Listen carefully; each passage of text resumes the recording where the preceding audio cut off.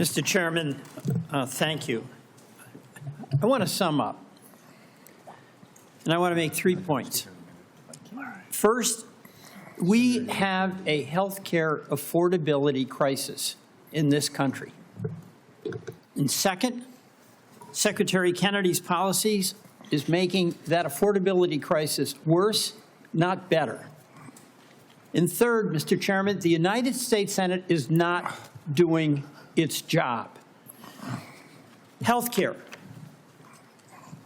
Citizens of the United States, our employers, our taxpayers, and our families pay the most and get the least. That has been persistent and chronic, and it's not being addressed, it's being aggravated.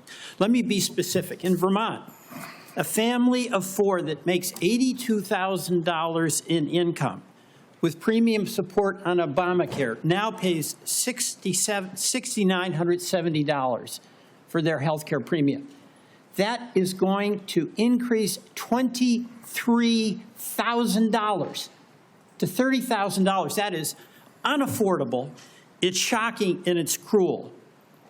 The big beautiful bill that we're talking about, Vermonters are going to lose 45,000 families lose health care. That is going to be a hammer blow to our hospitals because those folks who lose health care don't get a guarantee they won't get sick, and they're going to show up at our community hospitals.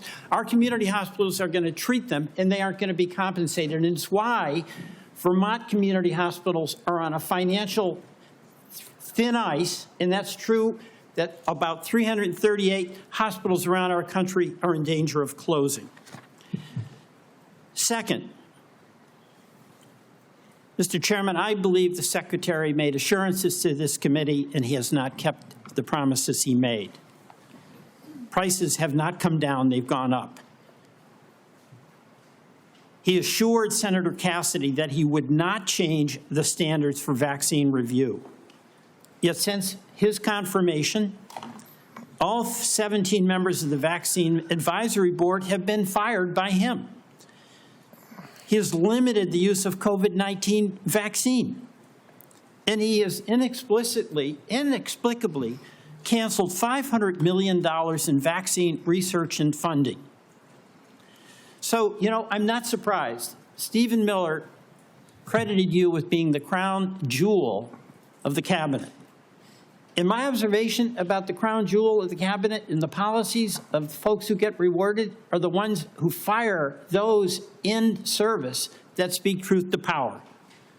Susan Menares, we've gone over that, fired because she refused to fire herself, staff without cause, and refused to rubber stamp changes to the vaccine schedule without data. The head of the Bureau of Labor Statistics was fired because she gave a report with honest numbers about the job report. CIA Russia expert who'd been there for 30 years, fired after the meeting with Putin. So, Mr. President, that is serious and worrisome. But I want to finally end by challenging us in the United States Senate to do our job. We have a constitutional responsibility to be a check and balance. And the fear of our founders was that there would be a concentration of power in one branch, and that would lead to catastrophic consequences for our country. And what has Congress done? On oversight and advice and consent, we have confirmed a vaccine denier. On tariffs, we've given up our constitutional responsibility. On appropriations, we're bending the knee to an administration that is rescinding and decided what to spend and what not to spend, despite what our law in a bipartisan way was passed. We cannot cede power, and there are consequences. A crumbling health care system, a deficit exploding, and our allies losing faith in us. Mr. Secretary,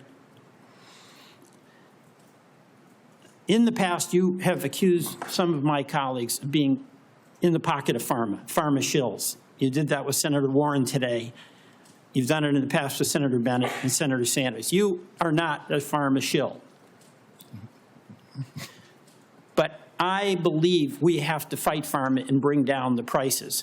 And Senator Cortez Masto spoke about the legislation that we now have that would reverse the $5 billion handout to Big Pharma in the One Big Beautiful Bill. And when I leave today with Senator Wyden, we are going to go to the floor and seek unanimous consent to pass our legislation that would reverse that giveaway.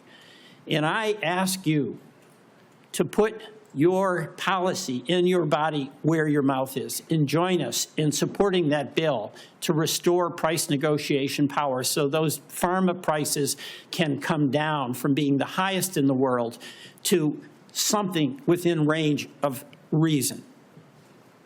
Mr. Chairman, I yield back.